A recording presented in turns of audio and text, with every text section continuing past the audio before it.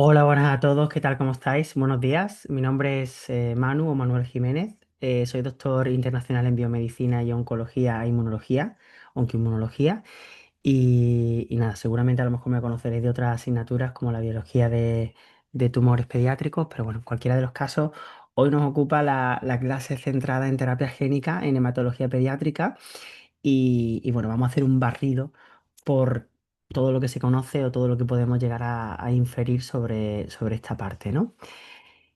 Para contextualizar un poco, la terapia génica tiene relevancia en hematología pediátrica y en cierto modo pues, en todas las áreas biomédicas, ¿no? Eh, Porque permite, ¿no? Como rama prometedora de la derivada de la genética, la genómica y de la biomedicina, ¿no?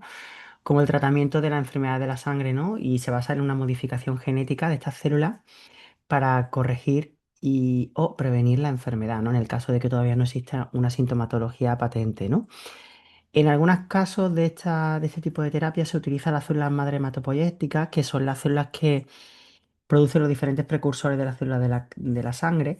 Y a partir de ahí quizás se puede llegar con las diferentes progenies de los diferentes progenitores, pues a corregir el fallo, la falla genética desde su origen, ¿no? De hecho, algunos de los tipos más utilizados, que lo veremos al final de esta clase, ¿no? En algunos tipos de cáncer, pues la terapia génica por antonomasia es la terapia de células CAR-T, ¿vale? Asociada a los linfocitos T. También está la CAR-NK, ¿vale? Que aún no lo vamos a ver, pero bueno, en cualquiera de los casos, pues es equivalente si lo aplicamos a cada uno de estas estirpes celulares, ¿no? El objetivo es hacerlas un poco más inmunoreactivas, ¿no? Que estos componentes de inmunovigilancia tumoral y de inmunodetección, inmunoedición tumoral sean mucho más finos en cuanto a tanto reconocimiento y eliminación selectiva de estos focos tumorales, ¿no? Yo no sé si sabéis, pero aproximadamente al día tenemos unos 2000 focos de inicio tumoral. Por lo tanto, cuanto mejor en salud tengamos estas células de la sangre, pues mucho mejor, ¿no? Y si existe alguna anomalía genética que se pueda corregir, pues mejor también. Claro, la terapia génica se ha utilizado con éxito para la anemia de Fanconi, la talasemia, la hemofilia y algunos tipos de leucemia, también lo comprobaremos. Y hay pues, numerosos ensayos clínicos, ¿no? Que veremos también tanto en tumores hematológicos como os he puesto también tumores sólidos para que veáis también que hay mucho futuro por esa vía, aunque bueno, se salga un poco de lo que es el scope del tema, ¿no? En resumen, al final es una terapia que es prometedora, mal llamada alternativa, no me gusta nada, pero bueno, en cierto modo por su coste y su todavía estudio de variabilidad y posibles efectos secundarios, pues se considera alternativa, ¿no? Para el tratamiento de enfermedades hematológicas, ¿no? Y ofrece pues una esperanza que frente a no existir este tipo de técnica, pues no se podría dar, ¿no? La terapia génica tiene, digamos, varias clasificaciones que las vamos a ver las más oficiales todas. Aquí hablamos de la terapia génica no integrativa, entendiendo como integrativo, pues el genosecuencia terapéutica a insertar, ¿vale? La vemos aquí en color verde y la endógena, pues es la de color naranja. Y aquí de esta manera opera como si fuera una especie de plásmido, ¿no? Y aquí existe este tipo de terapia. Después tenemos las genéticas integrativas no dirigidas con adición génica al azar, las dirigidas con una eliminación génica, con una adición génica dirigida o con una reparación génica, que como podéis inferir, la que más se intenta conseguir, depende del caso, pero en este caso tiene mucho sentido, es a nivel de reparación génica, ¿no? En la que suele ser más limpia de todas. Los tipos que podemos encontrar son según diferentes espectros, ¿no? Por ejemplo, según el mecanismo de acción molecular, según el tipo de célula diana, según la modalidad de aplicación, según la plataforma tecnológica y según las aplicaciones en oncología, ¿vale? Entonces, según el mecanismo de acción molecular, pues tenemos aquí, ¿no? Los subtipos concretos que tienen que ver con el reemplazo génico. Aquí hablamos de la introducción de una copia funcional de un gen mutado o ausente. Esto es lo que se hace también en talasemia beta y SCID, que esto lo veremos también un poquito al final. La edición génica con modificación precisa de secuencia endógena. El silenciamiento génico con la inhibición de genes patogénicos mediante RNA interferente o antisentido o ribocima. Vale, esto está muy relacionado con los mecanismos epigenéticos que hoy no vamos a hablar, pero que también marcan pues, una revolución sobre todo para el abordaje de este tipo de patologías, ¿no? Bueno, y en cáncer en términos generales. La inserción génica aleatoria, que es la introducción de genes en el genoma sin control del sitio de integración. Aquí vemos cómo el CAR-T, ¿no? En determinados contextos, pues se puede clasificar de esta manera. Y la regulación epigenética, ¿no? Aquí hablamos de una modelación de la expresión génica sin alterar la secuencia del ADN, ¿no? Y aquí todavía hay bastante campo de estudio. Según el tipo de célula diana, pues tenemos tanto células somáticas como germinales, los dos tipos, ¿no? Y aquí vemos pues que a nivel de germinal pues está prohibida en humanos, está prohibida clínicamente, aunque no sé si lo sabéis, pero la legislación en Japón es un poco más permisiva con respecto al uso de, determinados embriones humanos para su investigación, pero por ahora no podemos operar en este contexto, ¿no? No podríamos operar como si fuera la película Gattaca, para el que tenga más o menos una edad, a lo mejor la ha visto, y todavía no estamos ahí. Tampoco sé si éticamente debería ser lo más adecuado el estar ahí, pero bueno, si conocemos que existe una modificación génica y que se puede corregir desde estadios germinales, pues puede ser muy interesante porque es donde menos afectación sintomatológica se va a obtener, ¿no?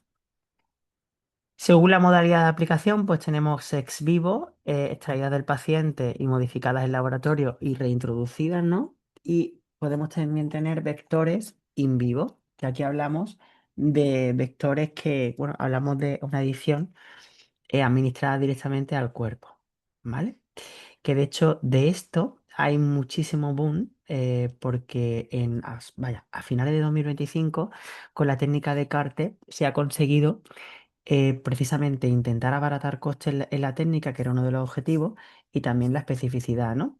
Y se ha conseguido diseñar un vector que permite ejercer el efecto de la técnica CAR-T como tal, sin tener que hacer una extracción de las células, crecimiento y selección en cultivo y un infusionado posterior. Por lo que es muy interesante, os animo a que si queréis buscar referencias de esto, es muy, muy actual. Según la plataforma tecnológica, pues hablamos de vectores virales, AAV, lentivirus, retrovirus, HSV, ahora los veremos un poquito más, pero aquí hablamos de que existe una alta eficiencia en la transducción, traducción es el proceso mediante el cual se inserta ADN foráneo o exógeno desde siguiendo con un vector a una célula eucariota, ¿no? Humana, y las ventajas es que es estable y duradero. Hay limitaciones como una inmunogenicidad que se genera secundaria, y una integración aleatoria, que eso ocurre mucho con los lentivirus, que puede provocar, pues, imaginaos, pues, alteraciones en otros genes, ¿no? Ya sean reguladores o no reguladores. Quiero haceros hincapié en eso precisamente, que el genoma humano está configurado de manera que únicamente el 2%, y en muchos contextos no se ponen de acuerdo, entre el 1 y el 2% son los genes codificantes o el exoma. El 98%, incluso un poco más, constituye el ADN regulador o digamos que regula ese 1 o 2%. Claro, si tenemos en cuenta que en esos genes, ese pool, ¿no? Del 98%, tenemos la mayor parte de los ARN reguladores, ¿no?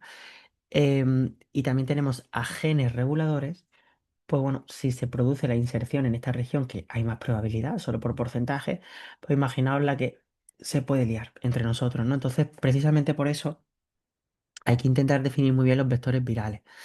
Los vectores no virales, pues hay mucha investigación con respecto a esto porque, bueno, tiene menos riesgo de integración, pueden ser un poco más limpios, pero también puede afectar a otros sistemas, porque al final un liposoma, una nanopartícula o una electroporación son liposomas más bioquímicos, nanopartícula también y electroporación es algo más biofísico, pero en cualquiera de los casos, aunque tiene una menor riesgo oncogénico, ¿no? En cierto modo, pues tiene una menor eficiencia, ¿no? Y también puede tener un efecto más diseminado, en cierto modo, ¿no? CRISPR-Cas9, que bueno, esta técnica que voy a contar sobre ella, ¿no? Permite pues hacer una edición de precisión, de knock-in es de expresión de un gen, de knockout es de quitarlo, dirigido, flexible, tiene un efecto posible de off-target y requiere de una optimización, pero bueno, siempre se está optimizando esta técnica. El TAL en CCN pues son enzimas recombinantes para edición, tienen una alta especificidad, pero son difíciles de diseñar y más costosos. Aunque ahora con la inteligencia artificial esto se está volviendo a relanzar, ¿vale? Porque la inteligencia artificial permite reconocer en cuanto al área que se llama, que es la biología estructural, estas regiones, ¿no? Moleculares y las predice con mayor tasa de éxito. Y esto es una revolución, ¿no? Y el ARN interferente o los pequeños ARN reguladores o los micro ARN reguladores son todos esos ARN pequeñitos que nos permiten degradar específicamente a ARN mensajeros. Es un mecanismo asociado al silenciamiento génico mediado por ARN pequeños, ¿no? Y es un mecanismo epigenético, ¿no? Lo que sí que es verdad que es reversible, no modifica el ADN y requiere de una administración repetida. Cada uno, pues, tiene pues, sus luces y sombras, ¿no? Y aplicaciones en oncología, pues vemos que está en terapia génica inmunomoduladora, ¿no? Modificando los linfocitos T, pues aquí tenemos CAR-T, la de Kymriah, ¿no? Que es de las más famosas. La que permite sensibilización al tratamiento, pues si podemos reintroducir genes, ¿no?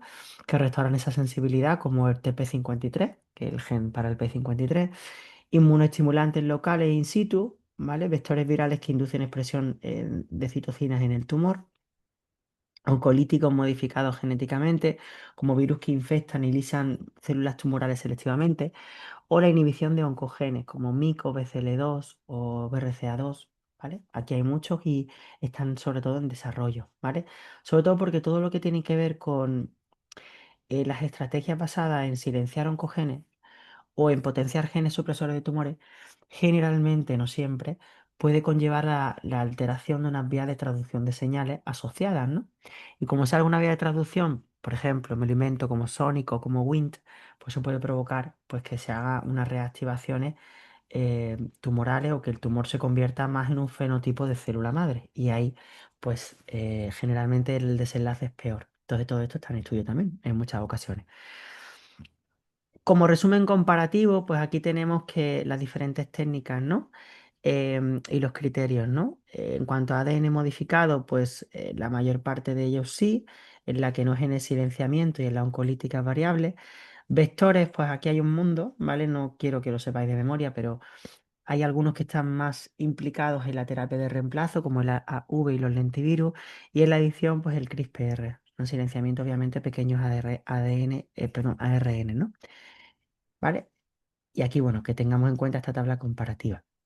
Claro, aquí pasamos al siguiente de los puntos, que serían los vectores virales y los no virales, ¿no? Para integrar, digamos, este ADN en las células, para hacer ese proceso de transducción dirigida, pues es interesante utilizar vectores que de alguna parte modificados genéticamente para transportar ese gen, ya sea regulador o codificante, al interior celular, ¿no? Y que de alguna parte, pues, palie la sintomatología de la patología, ¿no? Tenemos vectores virales y no virales. Los virales hablamos de que derivan de virus modificados para eliminar su capacidad patógena y conservar su capacidad de entrada celular y la expresión génica. Se utilizan para alta eficiencia de traducción, tanto in vivo como ex vivo. Y ejemplos, pues los lentivirus, retrovirus, adenovirus, adeno asociado y herpesvirus. ¿Vale? Todos ellos modificados, no son los virus como tal. Vectores no virales son métodos biofísicos o bioquímicos para transferir material genético, como hemos hablado en las nanopartículas lipídicas, que hay mucha investigación en este contexto. La electroporación, que es un método un poco más burdo porque puede provocar daño a nivel celular, que provoca en última instancia una necrosis celular o incluso una apoptosis celular. Entonces, bueno, hay que tener cuidado, igual que la microinyección. Los polímeros catiónicos, pues primos hermanos de los primeros, simplemente que juegan un poco más con la polaridad eléctrica y complejos lipídicos que, bueno, permite pues la unión a esas regiones concretas de las membranas.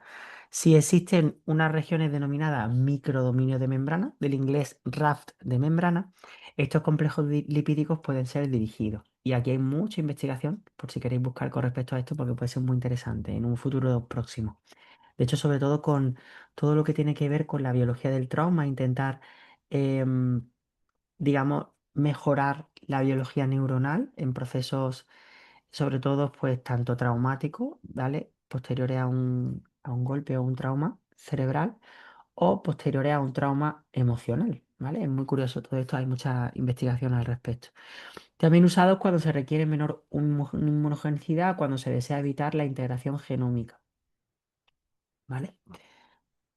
Importante en cuanto a nomenclatura, la sigla de AAV significa Adeno Associated Virus o adeno asociado. No es un adenovirus como tal, aunque su nombre viene porque se asocia a infecciones por adenovirus. Os lo comento porque de esto ahí suele haber muchos errores de concepto y prefiero comentaros, ¿no?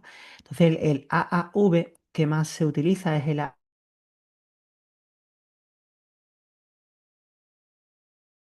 y bueno, que es diferente de un adenovirus, ¿vale? Simplemente que lo sepáis, ¿vale? Porque esto es importante. Muchas veces hacemos asociaciones y son erróneos. Aquí vemos en esta referencia podemos paliar o intentar reconducir la distrofia retiniana asociada a la mutación de RPE65, ¿vale? En este artículo pues se hace además en descripción y las imágenes son realmente muy ilustrativas sobre cómo se realiza y se permite, ¿no? Que el transgen de RPE65, ¿no? se, se mantenga de manera episomal, ¿no? Y no se integre en el ADN cromosómico, ¿no? Y a partir de ahí, pues esas proteínas de ese nuevo transgen, pues restauran la función visual, ¿no? Y es muy bonito de ver porque es uno de los casos de éxito y que se aplica, ¿no? Otro de ellos es la terapia génica para la hemofilia B, utilizando este vector de nombre tan difícil. Y bueno, lo que permite es una elevación de la potencia de ese factor 9 de Padua en precisamente todo el proceso, ¿vale? También se queda de manera episomal. Aquí vemos, por otro lado, en esta tabla, los ensayos con beneficios clínicos positivos en la terapia génica con células madre hematopoyéticas y vemos que precisamente tenemos la adenodistrofia, perdón, la adrenoleucodistrofia ligada al cromosoma X, la leucodistrofia metacromática, la inmunodeficiencia combinada severa ligada al X, la inmunodeficiencia combinada severa por deficiencia de adenosin desaminasa. Bueno, aquí hay muchos que podemos ver. Aquí aporto la referencia, es medianamente actual de 2023 y podéis comprobar de cada una de las que sea de más vuestro interés, ¿no? Cómo exactamente se realiza, ¿no? Precisamente para intentar conseguir todo esto, ¿no? ¿Qué más vectores virales y no virales tenemos? Bueno, realmente más que contaros un poco más, sino simplemente hacer comparativas, ¿no? En cuanto al origen, ¿no? Sí que podemos inferir que precisamente los vectores virales pues derivan de virus modificados, como hemos comentado, y los no virales pues del sistema sintético biofísico bioquímico, ¿no? La capacidad de inserción es alta en los virales, es variable dependiendo del método en los no virales. La eficiencia de traducción generalmente es alta, especialmente en células no proliferativas. Esto es curioso que lo tengamos en cuenta, ¿vale? Porque precisamente, como podéis inferir, ¿no? En los vectores virales en determinados contextos de células con alta tasa de proliferación, como ocurre en cáncer con un Ki-67 elevado, pues ahí a lo mejor la eficiencia de traducción pudiera disminuir. Y entonces habría que seleccionar otro tipo de vectores, ¿no? La duración de la expresión suele ser prolongada o permanente. Esto es curioso porque esto no lo soléis tener en cuenta, pero claro, la expresión puede pararse en algún momento o puede durar un tiempo, igual que una célula tiene un tiempo de vida. La expresión génica, sobre todo de un elemento foráneo y que se quede episomal, puede pararse en algún momento. La célula puede interpretarlo como que pone de manifiesto la maquinaria epigenómica para intentar silenciar ese componente episomal, ¿vale? Eso puede suceder. Si se integra igualmente, puede inducir a mecanismos de bloqueo, como generalmente los más conocidos son la hipermetilación de los promotores de esa región, o si son a nivel de las histonas, pues determinadas marcas histogénicas de las histonas que permiten la, digamos, la compactación de la cromatina en esa región, ¿no? Esa puede ser, ¿no? También tenemos la complejidad de fabricación, que suele ser más alta en los vectores virales, sobre todo también por el tema de bioseguridad. Os podéis imaginar, yo he trabajado también en todo el apartado de traducción de virus, ¿no? De diferentes técnicas, ¿no? Y ya solo por la bioseguridad, pues bueno, tiene una complejidad añadida, ¿no? La seguridad, pues bueno, aquí hay riesgo de mutagénesis insercional, sobre todo en los lentivirus en primer lugar, los retrovirus en segundo lugar, que son los que más, ¿vale? Y también puede haber una respuesta inmune exacerbada, una inmunogenicidad, ¿vale? En los vectores no virales existe menor riesgo genotóxico, pero menor eficacia, ¿no? Ejemplos clínicos, pues aquí vemos el Luxturna, Zynteglo, el T-VEC, ¿vale? Aquí vemos varios. Aquí vemos, por ejemplo, en vectores no virales la vacuna del COVID de ARN mensajero, la mRNA 1273, ¿vale? En costo en producción, pues los vectores virales son altos y la escalabilidad industrial, pues bueno, es limitada, dependiendo del vector viral. Claro, aquí tenemos que ahondar un poquito más en qué factores etiológicos son la causa-efecto de la oncogénesis, ¿no? Cierto es que tenemos que unir pues, las 14 características del cáncer que se conocen por los hallmarks, ¿no? Y dentro de ellas el mayor menor peso que tienen cada una de ellas en los diferentes digamos, procesos que se deben de estudiar y os animo a ello, porque los hallmarks no solo son 14 y pueden tener más o menos peso, sino que hay que estudiarlos según la ventana del inicio tumoral o tumorigénesis o de la progresión tumoral. Y en cada una de ellas, pues existe mayor peso de una y de otra. En el origen, por ejemplo, suele ser o bien de causa primaria o bien de causa secundaria la afectación genómica, ¿no? Pero ahí la reprogramación epigenómica tiene mucho peso y cada vez se está descubriendo más. Lo que ahí en la imagen os pongo como el ambiente, ¿no? Entonces, todo lo que esté supeditado, ¿no? A estos componentes exógenos, ¿no? Pues tienen relevancia porque precisamente marcan el comportamiento del epigenoma y pueden subsecuentemente afectar a la parte genómica. Y ahí ya, pues el origen pues está claro, ¿no? Y en la progresión, pues bueno, pueden intervenir muchas otras. Sobre todo en la progresión, una de las que tiene gran cabida es la evasión de las señales inmunitarias. ¿Vale?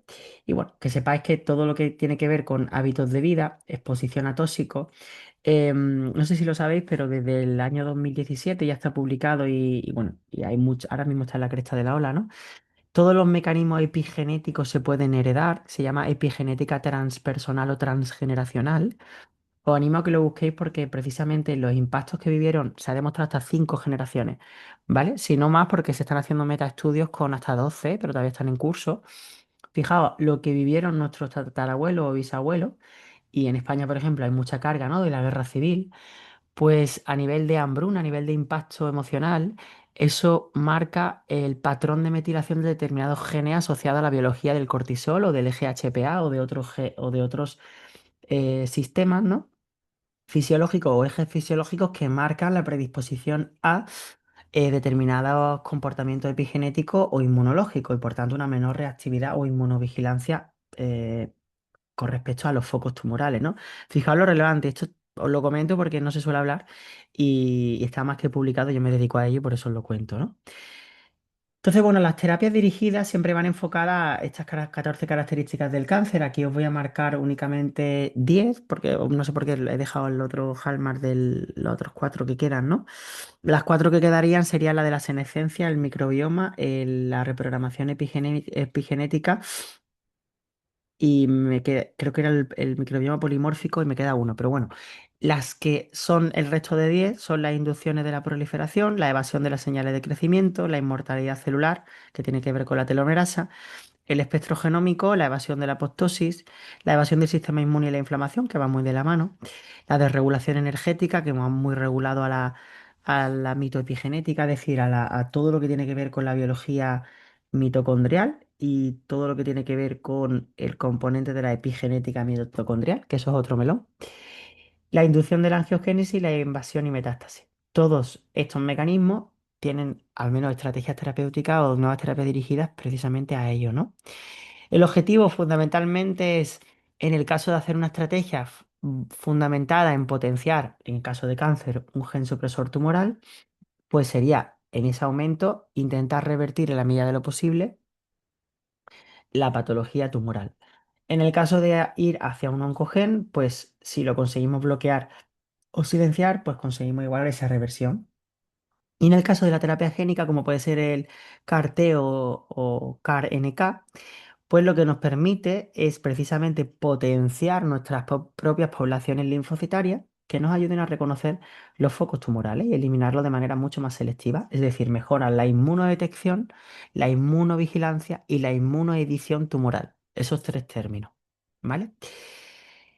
Entonces, en cuanto a la edición génica y centrándonos en la CRISPR-Cas9, que es la herramienta en la cual se basa la terapia CAR-T o CAR-NK, nos centramos precisamente en la evasión del sistema inmune, que es esta característica del hallmark, que vamos a potenciarla. Básicamente, la terapia CAR-T lo que permite obtener con este tipo de terapia es receptores quiméricos de antígenos, ¿vale? Es decir, creamos un receptor CAR que se añade a la célula T, entonces se convierte en CAR-T cell, una célula CAR-T. Este receptor que lo representamos aquí en color amarillo es como antígeno de membrana a células tumorales, que no sé si sabéis, pero esos neoantígenos generalmente se recubren de una capa de glucolípido o de algunos componentes o sea, el glucídico, que lo que permite es ejercer una especie de película invisible, como si fuera la capa de invisibilidad de Harry Potter, y nos permite que nuestro sistema inmune no reconozca esas células de manera selectiva. Fijaos lo relevante, ¿no? Cuando añadimos un receptor quimérico, que es como un superreceptor que permite reconocer este foco tumoral, pues lo permite reconocer desde un punto de vista mucho más activo, ya no solo de los focos que se están iniciando, sino el foco activo y por el cual hemos decidido aplicar esta tecnología, que ya os digo que los criterios de elegibilidad férreos, ¿no? Y sobre todo muy ligado al coste de la técnica, ¿no? Solo en España hay muy pocos centros, muy pocos hospitales, mejor dicho, que tienen esa acreditación de centro habilitado para terapia CAR, ¿no? Tanto CAR-T como CAR-NK. Así que bueno, al final es importante que sepamos que existe en el proceso la parte de recolección de las células T que se le llama leucoféresis, el punto número uno. La reprogramación genética de esas células T, que ahí donde utilizamos lo que es la técnica CRISPR-Cas9 en sí misma, la que se llevó el premio Nobel no hace mucho tiempo. En esa reprogramación génica, pues después tenemos que expandir esas células en cultivos, se hacen salas blancas donde hay unas condiciones de esterilidad muy patentes, se hace un acondicionamiento del paciente y un infusionado de esas células y un monitorizado del mismo. Lo que se ha conseguido en 2025 es precisamente todo este proceso que va desde la recolección hasta el infusionado, realizarlo en el propio paciente, reduciendo la técnica de unos 300-400 mil euros a unos 100.000 o un poquito menos. Fijaos ya solo la relevancia en reducción de otra manera gráfica, sobre todo esta parte que aquí no se ve también, que el crecimiento de las células CAR-T se tiene que hacer por selección y aquí hay mucho riesgo de contaminación. De micoplasma, de hongos, de bacterias, de virus, porque claro, todo esto se ha de infusionar al paciente y el paciente en términos generales tiende a la inmunodepresión. Entonces, claro, pues todo lo que inoculemos que no sea, eh, que sea externo, que sea foráneo, que sea un patógeno, pues puede comprometer el tratamiento. Los receptores quiméricos, pues hay varias variantes dependiendo de la biología molecular de lo que es el propio receptor en sí mismo, ¿no? Al final actúa como un super anticuerpo, ¿no? Que tiene un dominio extracelular, un dominio transmembrana que digamos es, digamos, liposoluble y un endodominio que también de nuevo vuelve a ser soluble. Digamos que hablamos ya de una quinta generación, aunque ya se está trabajando también en modificaciones de la quinta, donde permiten determinadas regiones, sobre todo del componente del endodominio, activar diferentes vías de señalización, como las STAT o las JAK, que al final lo que permitan es pues inmunomodular al alza pues determinadas señales de comunicación inmunológica entre diferentes tipos de células, sobre todo inmunidad adaptada. Aquí veis el receptor, pues de alguna parte un poco más en detalle, ¿no? Y aquí tenemos ese receptor, ¿no? Que tiene la parte esta es la parte intracelular, esta es la parte extracelular. Aquí hablamos de que el receptor pues, se puede unir a diferentes ligandos. Lo tenemos aquí, citoquinas, nanocuerpos, ligandos en concreto. Esta región de el hinge que lo que nos permite es unirse, digamos, unirse a otra serie de inmunoglobulina o de CD, el dominio transmembrana. Bueno, y aquí esto puede tener muchísima complejidad. Con todo esto lo que no quiero agobiar es que se puede diseñar como un CAR dirigido a la patología que sea más de corte que estemos estudiando, ¿no? Entonces, para el diseño de todo esto, pues nos requiere pues, de estudios preclínicos, ¿no? Eh, sí, fundamentalmente. Una vez tengamos ese receptor, lo que se produce es que, ¿cómo es el proceso de destrucción celular selectiva de las CAR-T? Pues fundamentalmente por dos vías. Por un lado, la producción de granzimas y por otro, la producción de perforinas. Fundamentalmente, las perforinas son proteínas que se integran en la membrana celular e inducen la formación de poros que provocan pues, una lisión mótica de la célula blanco y por su parte, por otro lado, las granzimas pues entran en la célula por medio de endocitosis e inducen una apoptosis celular mediante la activación de la vía de las caspasas, ¿vale? Entonces, bueno, aquí lo tenéis pues con respecto a la liberación de citoquinas, ¿vale? De la citoquina así más, Sí, de la citoquina sí más relevante, ¿no? Que al final, pues, en cierto modo, la citoquina lo que provocan es un control del crecimiento y la actividad de otras células del sistema inmune, ¿no? Y de las células sanguíneas también de manera secundaria, ¿no? Cuando se liberan, envía esta señal al sistema inmunitario para que cumplan la función. Y aquí vemos, pues, sobre todo interferones gamma, alfa, ¿no? Sí, los gamma, el alfa y la interleuquina 6 y la interleuquina 2 que son las dos más patentes, ¿no? Afectan en la biología de los macrófagos, de las células T y del endotelio epitelial, ¿no? Aquí vemos que los interferones pues, son unas glicoproteínas que pertenecen a la gran clase de proteínas conocida como citoquinas y estas moléculas se emplean para la comunicación de las defensas protectoras de este sistema inmune y sobre todo intervienen en la erradicación de patógenos o en la erradicación de células o de focos tumorales, ¿vale? ¿Qué terapias CAR-T ya se encuentran aprobadas y en uso, ¿no? Y sobre todo desde la aplicación de la aprobación, os pongo de la aplicación de la FDA americana y la EMA, la europea, la Agencia Europea del Medicamento. Pues fijaos, la más actual es Carvykti, ¿vale? Para mieloma múltiple, Breyanzi para linfoma B, Abecma para mieloma múltiple, Tecartus para linfomas de células del manto, linfemia linfoblástica aguda de células B en adultos, Yescarta, ¿vale? Kinreat, ¿vale? Y bueno, estos son los que fundamentalmente pues, se suelen aplicar. Hay muchas que están en estudio, ¿vale? Y aquí os lo pongo. Por ejemplo, con promesa clínica hematológica en fases 1 y 2, aunque hay alguna que ha pasado a fase 2 y alguna de 2 que ha pasado a fase 3, ¿vale? Lo digo para que toméis en consideración esta tabla por si la queréis también actualizar. Pero bueno, en cualquiera de los casos, estos estudios, todos ellos están todavía en curso. La mayor parte de los estudios donde hay financiación, pues suele ser en América, pero que sepamos que nos va a permitir, pues, aumentar en detalle precisamente los mielomas múltiples refractarios, que son los que precisamente tienen más cabida, igual que el linfoma no Hodgkin indolente, ¿vale? Aquí hablaba lo que os comenté al inicio de los tumores sólidos en los cuales existen pues resultados muy prometedores. Por ejemplo, en enfermedades autoinmunes graves se encuentra este ensayo.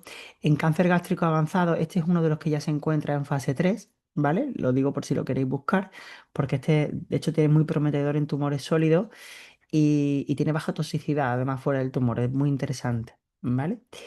También hablamos de el Everest, que este también tiene bastante promesa innovadora y bueno, todos los que os comento también aquí, ¿no? Claro, ¿qué efectos secundarios podemos llegar a obtener en este tipo de tratamiento? Y esto es lo importante y lo relevante a tener en cuenta porque, bueno, se están intentando reducir, de hecho hay una actualización, se está haciendo una gran revisión de la actualización de los efectos secundarios de esta terapia, porque a medida que se va aplicando se van recogiendo datos y se va afinando sobre todo en los porcentajes en los que se aplica todo esto, ¿no? Y podemos, pues bueno, en este caso inferir de suspender la terapia o no, o tratar de mejorarla disminuyendo la toxicidad, la balanza de riesgo-beneficio que os pongo ahí, ¿no? Claro, por un lado tenemos la oncogénesis por inserción, que en algunos casos es teórica, en algunos casos está más o menos contrastada, sobre todo es difícil de demostrar porque la secuenciación total genómica, sobre todo estas regiones repetitivas de nuestro ADN que están en la parte de ese 98% no codificante, son difícilmente secuenciables, ¿vale? Entonces ahí puede que se produzcan, pero es verdad que también son difícilmente detectables. Entonces cuando lo leéis en una revisión bibliográfica aparece que la oncogénesis por disección es teórica, pero que eso encierra lo que os he explicado, ¿vale? No podemos descartar que se produzca. La toxicidad, en mi humilde opinión, si me la pedís, que no me la he pedido, pero bueno, yo la digo, yo considero que en cierto modo, dependiendo del mecanismo molecular y del número de inserciones, ¿no? que tenga esa persona en esa región eh, repetitiva, puede variar precisamente esto. Y es precisamente donde hay que poner el estudio, ¿no? El 2 hablamos de la toxicidad neurológica, ¿vale?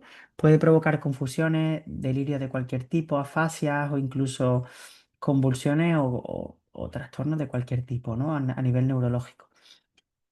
En cuanto a toxicidad, hablamos de que se encuentra en el objetivo, ¿no? Fuera del tumor. Y aquí hablamos de un compromiso del antígeno objetivo en tejidos no patógenos, ¿vale? Y eso es muy importante de que digamos, esta toxicidad off-target, pues puede aparecer, ¿no? en tejidos que de alguna parte no sean del interés, es decir, una célula normal, ¿no? Y en ese sentido, pues bueno, provocar otra patología secundaria. Después hablamos de una anafilaxia o alergia, ¿no? En la reacción del huésped al antígeno extraño egresado por la célula CAR-T. Suele ser más raro, pero también puede ocurrir, ¿vale? O un proceso de inmunogenicidad. Y también el síndrome de liberación de citoquina como respuesta inflamatoria sistémica después de la activación de las células CAR-T. También es raro, pero puede suceder.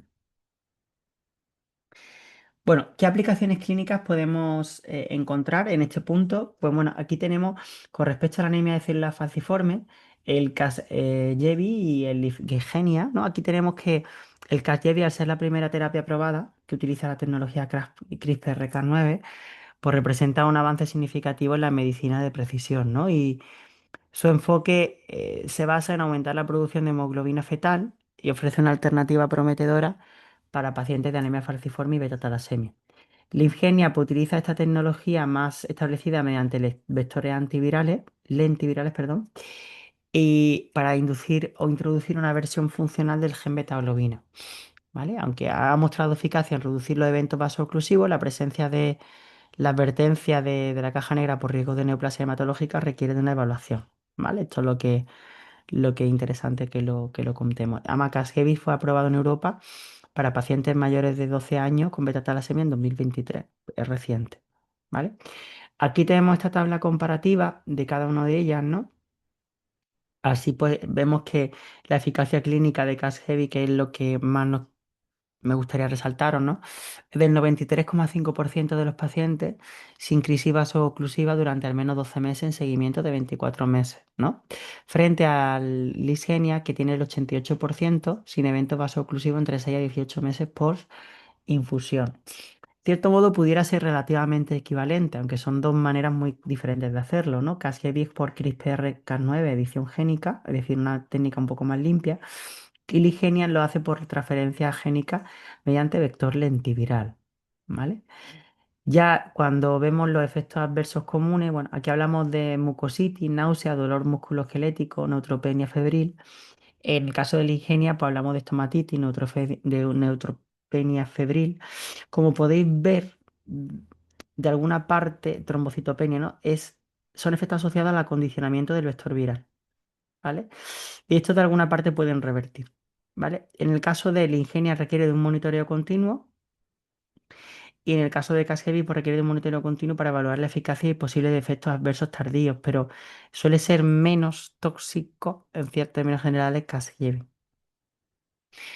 ¿Vale? En inmunodeficiencias primarias, aquí vemos que digamos que la inmunodeficiencia combinada grave por deficiencia de adenosín desaminasa, ¿no? Aquí la vemos, la ADAS-CID, pues una forma de inmunodeficiencia grave y es una, digamos, enfermedad genética rara y potencialmente mortal que afecta al sistema inmune porque no funciona correctamente.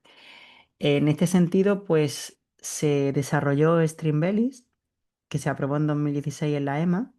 Es un retrovirus y aquí lo que es interesante es que sin esta enzima las sustancias se acumulan y destruyen el linfocito impidiendo la defensa del organismo. Por lo tanto, en este sentido, a través de retrovirus también se consigue una expresión un poquito más estable en ese sentido, ¿vale? Más estable en el sentido de que no se suele bloquear, ¿vale? Pero bueno, también se puede bloquear. Por ejemplo, en avances en hemofilia, ¿no? Hablamos de la hemofilia A y la B. La hemofilia A, pues hablamos del Roctavian, que fue aprobado por la FDA en 2022. Y bueno, aquí en la hemofilia severa sin anticuerpos persistentes contra el serotipo 5 del virus adeno asociado es lo que marca para que la FDA lo aprobara en 2022. Todavía estamos a la espera de que la europea lo termine de aprobar. La hemofilia B, hablamos del Mgenix, que fue aprobado por la FDA en 2022, ¿vale? Y en ambos casos son vectores AAV recombinantes, ¿vale? Claro, aquí hablamos ahora del pronóstico y la estrategia de tratamiento. Sí que es interesante pues ver el factor pronóstico, el efecto, digamos, modificado y las diferentes herramientas, la medicina personalizada, si eso mejora el resultado en salud, ¿no? Y eso es lo que pues, vamos a ver ahora quizás con ejemplos un poquitito más concretos, ¿no? Aquí hablamos de en la terapia CAR-T, ¿no? En leucemia mieloide aguda. el estado actual y perspectivas futuras a partir de, pues, de una publicación que yo considero que en su momento fue muy relevante, ¿no? Fue de 2021 y que bueno, que marcó un antes y un después y que creo que es muy interesante que la conozcáis si no la conozcáis, ¿no? Se ha de tener en cuenta pues, las diferentes modalidades de recaída y se pierde el linfocito T CAR generalmente, ¿vale? Por lo tanto, hay que hacer un seguimiento a largo término, ¿no? De esas células T modificadas, ¿no? En las diferentes patologías asociadas, como es la leucemia mieloide crónica en este caso, ¿vale? Bueno, aquí vemos en este ensayo que os comentaba, el ensayo exploratorio de un antígeno de maduración de células B dirigido a CAR-T y se denomina bioepitópico en mieloma múltiple recidivante y refractario, ¿vale? RR, ¿vale? MMRR, lo veis aquí. Vale, y en este artículo que fue de 2018, y bueno, ha tenido varias actualizaciones, pero bueno, en su momento fue de los más relevantes, ¿no? Aquí tenemos el diseño del vector como tal, que es el que nos permite hacer esa, digamos, terapia CAR-T dirigida, ¿no? Y vemos pues todo el número de copias y del genoma integrado tras los meses después de la integración. Aquí vemos en cada uno de ellos pues el número de pacientes. Hay una variabilidad ya con los nuevos vectores de última generación o de quinta generación modificada. Generalmente suele haber más, pues bueno, mayor estabilidad, sobre todo en la expresión, ¿no? Digamos que el, el péptido señal que estamos aquí utilizando es el CD8 alfa humano y, y de alguna parte, sí, el dominio citoplasmático que hablamos aquí es el dominio Z, ¿no? Del CD3, que suele estar muy asociado a los linfocitos T y ese suele ser uno de los más potentes en este sentido.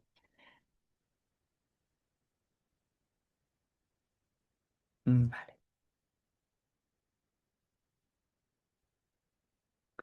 Bueno, aquí vemos en esta figura pues, la respuesta clínica global y supervivencia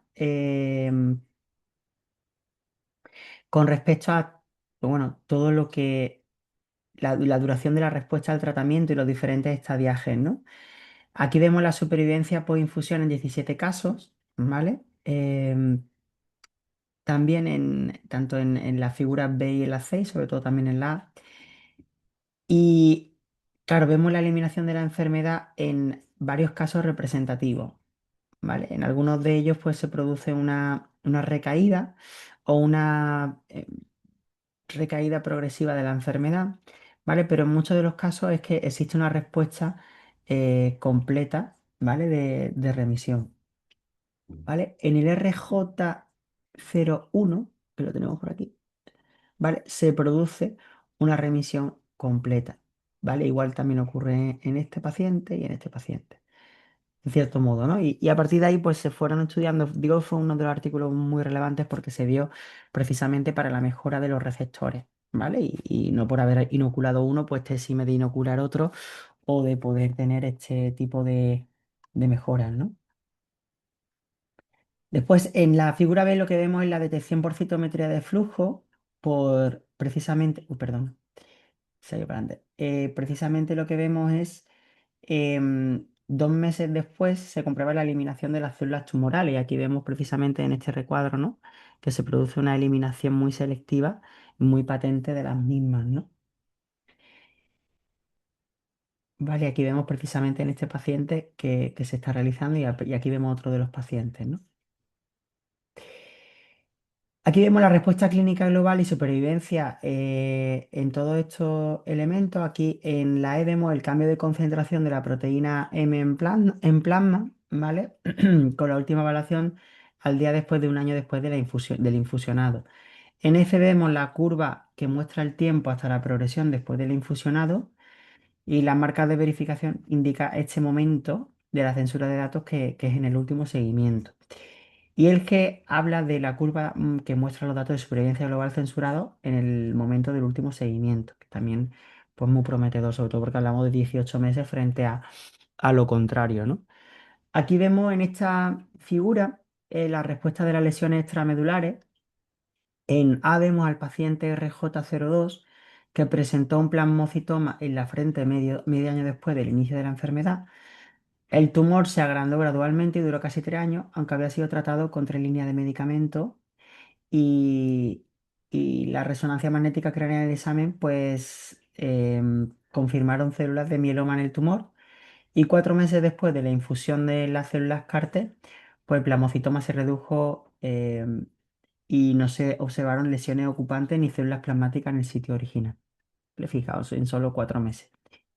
En B vemos al paciente RJ03 y que tenía múltiples lesiones en infiltración extramedular, incluida la piel, la mandíbula inferior y el hígado, y todas las cuales fueron examinadas por aspiración o sección patológica. Y el día 19, después de la infusionado de CAR-T, las masas de la piel desaparecieron. En el día 30, la resonancia magnética del cráneo mostró que el tumor en la mandíbula inferior se había aliviado y la lesión ocupante en el hígado desaparecía a los 6 meses. El hígado siempre suele requerir quizás un poco más de tiempo.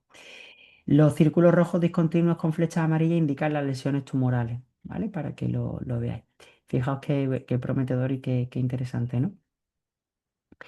Así que podemos decir que se adoptaron pues 3 métodos de infusionado. No se observaron diferencias obvias de eficacia y toxicidad entre los subgrupos de los enfoques de administración de las 3 infusiones versus una infusión. Y obviamente la administración de una infusión de la dosis total de CAR-T debería ser más conveniente para los pacientes y los proveedores de atención, ¿no? En este trabajo pues se obtuvo una ORR muy alto, que entre 17 casos, pues la tasa de supervivencia de un año fue del 52% y la tasa de supervivencia global a un año alcanzó el 82%, que esto es una burrada. Hasta la fecha no se alcanzó tanto, ¿no? Actualmente pues sí que podemos encontrar ya más artículos, ¿no? Hablamos de 2018, este artículo. El diseño pues, de esta estructura pues, puede aumentar la especificidad de reconocimiento de antígeno y también la afinidad de unión al antígeno CAR-T, lo que conduce ante un efecto anti-AMM más fuerte. La dinámica de los beneficios clínicos de los pacientes pues, fue bastante única y la mayoría de los eventos adversos fueron manejables gracias a las medidas terapéuticas adecuadas, ¿vale? Así que es muy interesante destacar esto. Por último, destaco que la fase de descubrimiento de nuevos biomarcadores y terapia para el final tiene una parte preclínica, ¿no? Que puede durar entre 5 y 10 años, que tiene siempre una fase in silico con bioinformática y ahora acompañado de la IA, pues que todavía permite acotar mucho mejor todos estos estudios. In vitro con modelos celulares, avatares del tumor, generalmente en cáncer, y tanto se hace tanto en 2 dimensiones como en 3 dimensiones. Em, También, bueno, depende también de los medios del laboratorio, pero os comento lo mejor, ¿no? Y los modelos murinos, que son generalmente modelos modificados genéticamente, ratones, o modelos que se les conoce como nude o SCID, que son para precisamente que estén inmunodeprimidos, poder eh, inocular esos avatares del tumor y hacer ensayos quizás más basados en plataformas preclínicas de tratamiento, ¿no? Y la parte más clínica en humanos, pues estas 4 fases, pues igualmente pueden durar de 5 a 10 años, ¿no? Importante que todo esto lo sepamos para un nuevo tratamiento. Las fases iniciales siempre os las destaco porque muchas veces pues no se tienen en mente y bueno, al final es lo que yo me dedico. La parte del ensayo preclínico, pues esta fase in silico, pues muy interesante a raíz de expresión o análisis genómico o epigenómico, lo que se requiera o sea, teniendo en cuenta, digamos, el objetivo del estudio, pues ves diferencias en expresiones, ya sean de genes codificantes o genes reguladores, del tumor versus el tejido sano. En esta fase in vitro, donde se hacen los avatares del tumor en cultivo en placa, ¿no? Ya sea en 2 dimensiones o en 3 dimensiones, pues bueno, si por ejemplo nuestra estrategia es la de silenciar o potenciar un gen supresor tumoral o un oncogen, pues realizarlo. Aquí hablamos de si se silencia un gen supresor tumoral, el tumor sobrecrece o rellena más la placa. Y el caso contrapuesto en el caso de que potenciemos la sobreexpresión de un gen supresor tumoral. Yo esto es lo que, por ejemplo, realicé en mi tesis doctoral y cuando se observan, se hacen una batería de experimentos centrado en observar esto, ¿no? A nivel comportamental de la célula. Si se observa, pues se confirma, ¿no? De que sobre todo estás utilizando ese gen supresor tumoral. Siempre se utilizan como controles gen supresores tumorales pues muy conocidos, ¿no? Como pues P53 entre otros, ¿no? La fase in vivo, pues con estos modelos murinos, aquí hablamos de los ensayos preclínicos como tal, donde estos avatares los podemos inocular con un matrigel que le denomina para que se constituya el tumor físico a nivel subcutáneo o incluso se puede inocular directamente en lo que es el órgano en sí mismo, ¿no? Si es el hígado, pues en el hígado, ¿no? Entonces lo que requerirá de una intervención em, quirúrgica en este caso, ¿no? Pero bueno, en este caso, pues si fuera un gen supresor tumoral y bloqueamos su expresión, ¿vale? Pues aquí en este contexto, pues se producirá el tumor y el caso contrario. El bloqueo de la expresión, pues puede ser desde elementos exógenos con vectores virales o porque las células pues ya le hayamos puesto algún mecanismo genómico que a partir de un determinado compuesto químico, pues que generalmente son antibióticos, pues se permite pues la sobreexpresión de ese vector y en última instancia provoca el silenciamiento o el bloqueo, ¿vale? Generalmente suele ser así. Bueno, ¿qué mensajes para casa nos llevamos? Y con esto lo dejamos, que espero que hayáis aprendido y al menos llevéis una idea general y específica y sobre todo herramientas para poder seguir buscando ensayos o ahondar, ¿no?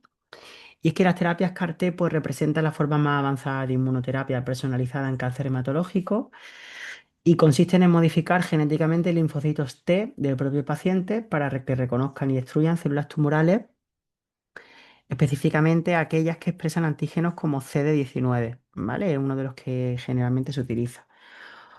Otro de los puntos es que las células CAR-T son una forma de terapia génica ex vivo, ya que hablamos de que el gen receptor quimérico CAR se introduce en los linfocitos T, si hablamos de CAR-T, si hablamos de NK, pues la célula NK, mediante vectores virales, que dan células capaces de atacar selectivamente la neoplasia. No sé si lo sabéis, pero las células NK intervienen más en en la inmunogenicidad más innata y las linfocitos T la adaptativa. En ese equilibrio de innata adaptativa es donde se mueven los focos tumorales y la producción de los neoantígenos. Cuanto más elaborados sean los neoantígenos y más capas de glucoderivados tengan, pues más invisibles aparecen para las células NK y viceversa. Entonces, en ese espectro es donde nosotros nos movemos. Una terapia que pudiera tener mucho sentido es la terapia CAR-T más NK, que eso también está en estudio, porque puede ser la clave, ¿no? En determinados contextos, ¿no? Y potenciarlo de alguna manera. O fijaos, si consiguiéramos eso únicamente pues tomando cualquier espectro farmacológico y no una terapia génica, que eso también hay estudios en curso. Claro, esto ha cambiado, y os marco el 3 como uno de los más relevantes, el pronóstico en leucemia y linfoma refractario, ¿no? Hay terapias en concreto pues, que han logrado remisiones completas duraderas en pacientes con LLA y linfoma B agresivo, donde ya no había opciones terapéuticas eficaces. Fijaos la relevancia de todo esto. Y esto es lo que os quiero transmitir. Si os quedáis con esto, yo soy feliz, ¿vale? No están exentas las toxicidades importantes, como el síndrome de liberación de citocina que se ha reportado, la neurotoxicidad, eh, bueno, en cierto modo, por esa vía, ¿no? La terapia génica en hematología pues no se limita a las CAR-T, ¿no? Otras aplicaciones incluyen la edición genética de células madre hematopoyéticas para tratar anemia hereditaria, estrategias emergentes para sensibilizar tumores, ¿vale? El futuro al final está en la optimización de los vectores, en el control de la persistencia y la accesibilidad, y se investiga el uso de vectores no virales, ¿vale?